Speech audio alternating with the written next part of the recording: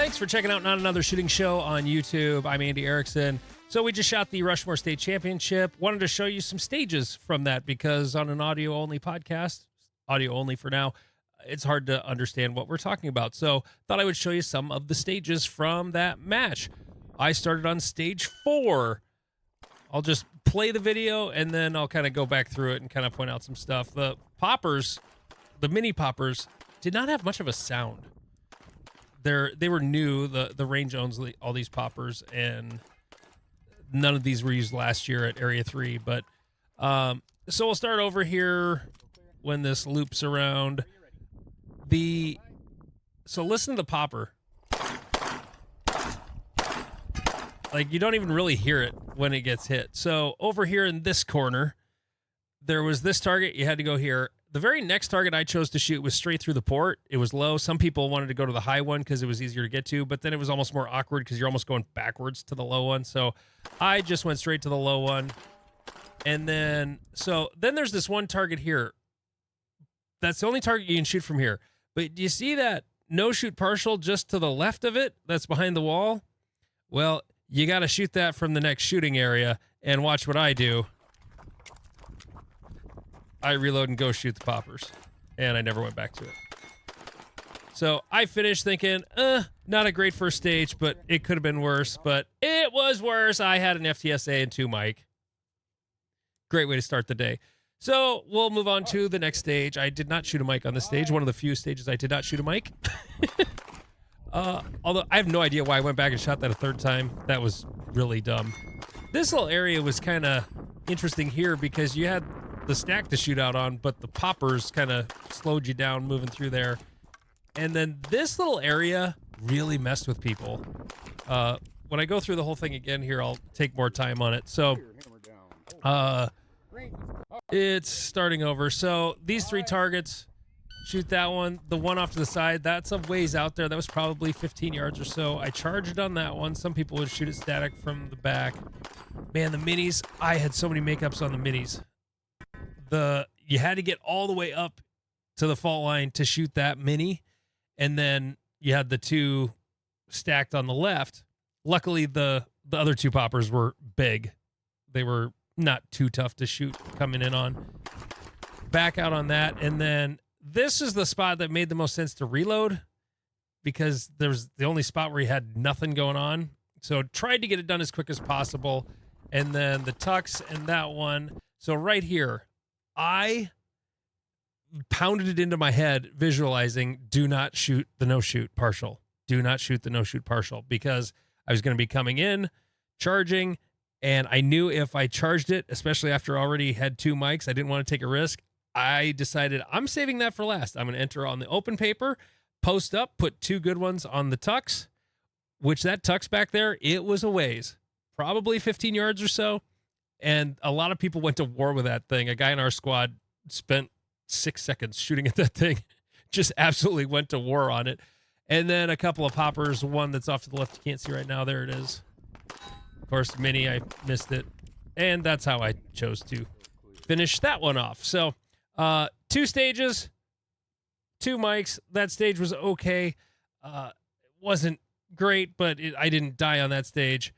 The next stage was the Humvee stage for us. So I started back right. There's a lot of ways people started this differently because the start position was starting anywhere in the shooting area. You had all this movement in the back. You had to go around the front here, get that guy, and then off to the Hummer. Stairs were optional. You didn't have to use the stairs. I didn't want to use the stairs because it seemed a little awkward. And then, yeah, there's a lot of targets to shoot from the Hummer.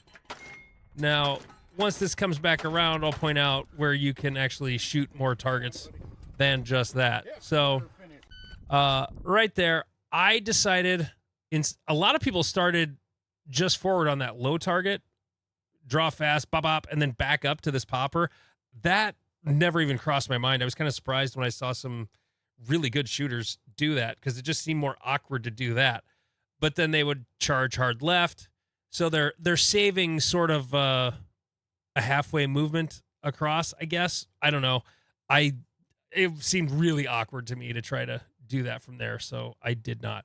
So shoot the popper.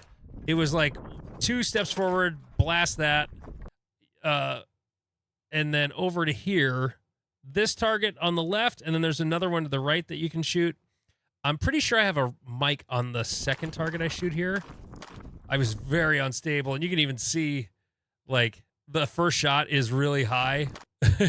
Yeah, I'm pretty sure I went over the top. I just wasn't stable at all. Not good. So there was a mic there. And then there was this tight little area on the right, and I'm pretty sure that one I also wasn't stable and took a miss. So then off to the Hummer. Now, right here, you see the zone, the little shooting area in front of the Hummer. That was for the people who could not easily get in and out of the Hummer. The range master had to approve anybody who was using it, and then they took a 20% procedural.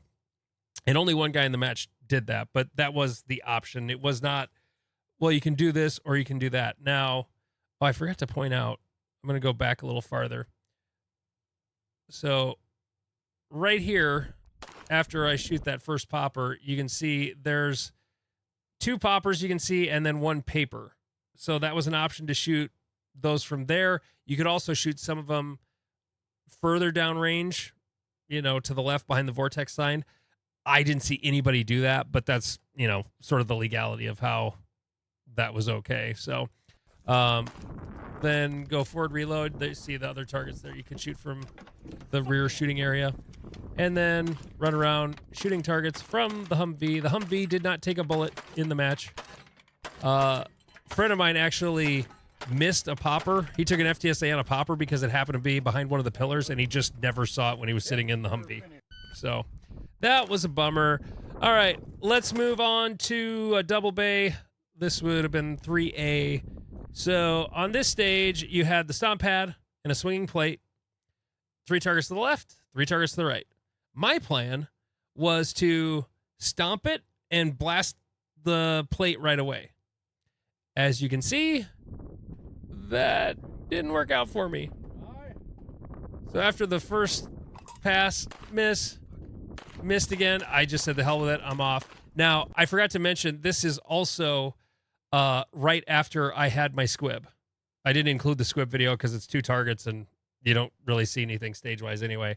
And that video's on my Instagram. But so I just had the squib, gun died, 0 to stage. Now I'm kind of pissed off and in a mood where I'm just like, if I don't average a mic per stage, I'm not going fast enough, because this is a practice match for me at this point, because you zero a, God, what was it, 130-point stage? That's going to ruin your day. So anyway, back to this one.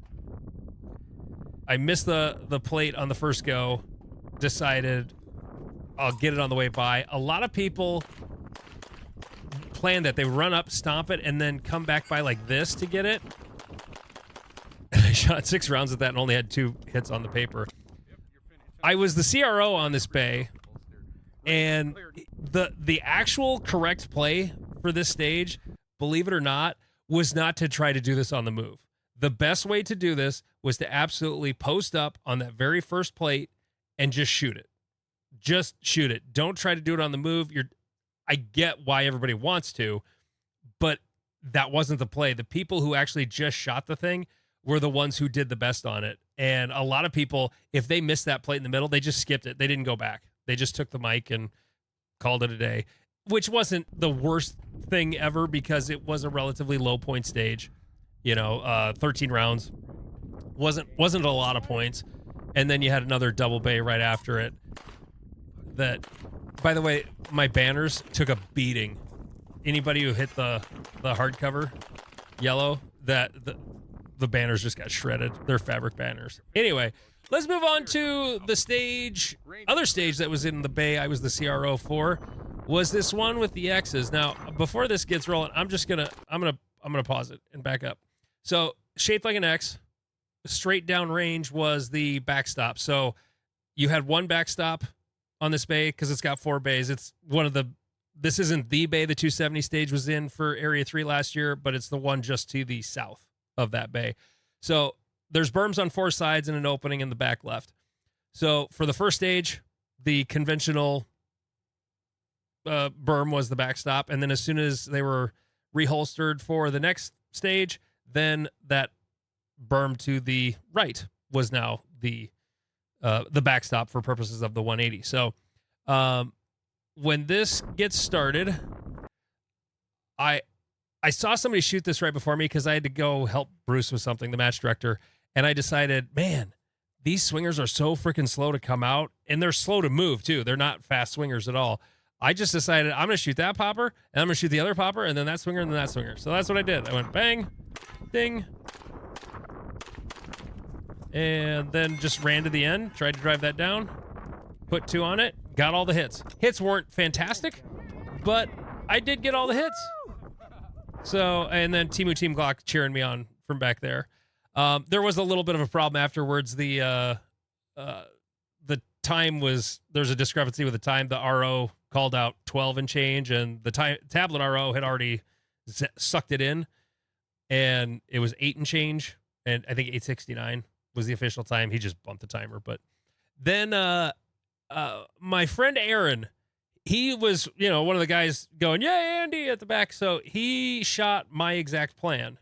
Most people did not shoot this plan. Most people just went to the places and shot the things. And that was a good plan as long as you got the hits. It was slower, but it didn't really hurt the score at all. Aaron crushed it. He did my plan, except he shot it all on the move. Check this out.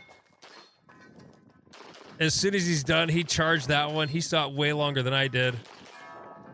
And so you see that there? If he hadn't fired the third shot, his time would have been 7:18. He shot it in 7:39 and had 4 alpha, 3 delta, or 3 Charlie and 2 delta. I had 3 alpha, 4 Charlie, and 1 delta.